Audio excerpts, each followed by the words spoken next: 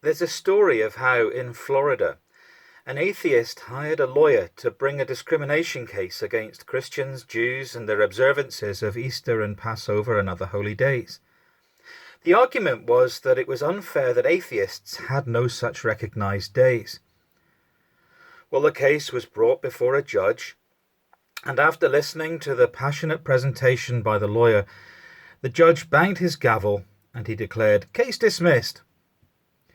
Well, the lawyer immediately stood objecting to the ruling, saying, "Your Honour, how can you possibly dismiss this case?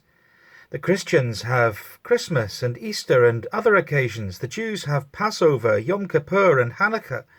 Yet my client and all other atheists have no such holidays." Well, the judge leaned forward in his chair, saying, "But you do. Your client, counsel, is woefully ignorant." The lawyer said, "Your Honour, we are unaware of any special observance or holiday for atheists." The judge said, "The calendar says April the 1st is April Fool's Day. Psalm 14 verse 1 states, 'The fool says in his heart, there is no God.' Thus it is the opinion of this court that if your client says there is no God, then he is a fool. Therefore April the 1st is his day. Court is adjourned."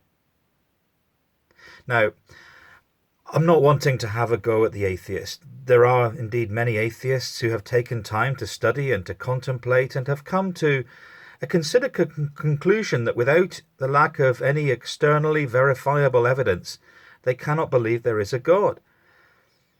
I disagree with their conclusion, of course, but I don't regard it as a dishonest view. The book of Ecclesiastes reflects some of those same conclusions. In it, the teacher asserts that life under the sun is transient, random, and terminal.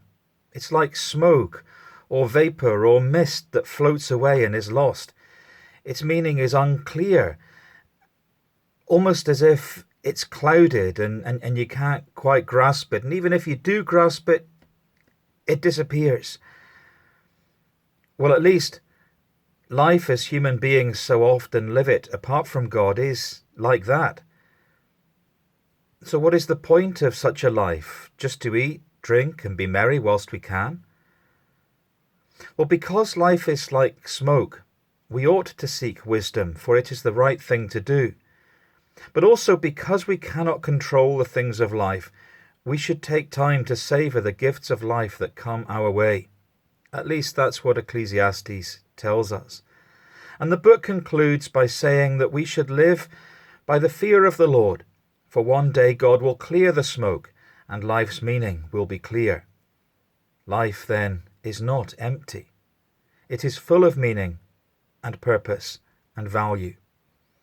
To close our heart to God, to my mind, is a bleak conclusion which struggles to peer through the smoke to what is truly good, merciful, and just. We all have innate worth. Our lives are given unending significance by the eternal love of God. We turn today to Psalm 14 for the director of music of David. The fool says in his heart, there is no God. They are corrupt, their deeds are vile. There is no one who does good. The Lord looks down from heaven on all mankind to see if there are any who understand, any who seek God. All have turned away. All have become corrupt. There is no one who does good, not even one. Do all these evildoers know nothing? They devour my people as though eating bread. They never call on the Lord. But there they are, overwhelmed with dread, for God is present in the company of the righteous.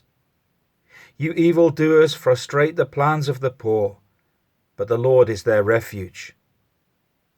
Oh, that salvation for Israel would come out of Zion. When the Lord restores his people, let Jacob rejoice and Israel be glad. Our psalm today relates foolishness to moral corruption, which leads to a bleak existence that misses the clear joy and hope which comes from the Lord. It is life at a distance from the one who sustains all things in being and who holds us as precious unto eternity. But God is with us. A prayer. Sometimes we look for you, Lord, and struggle to see your presence in the world. Life is often unclear and confusing, and we wonder how we should live. Trusting in you alone, we find assurance and purpose and meaning, for we are precious in your sight forever. Amen.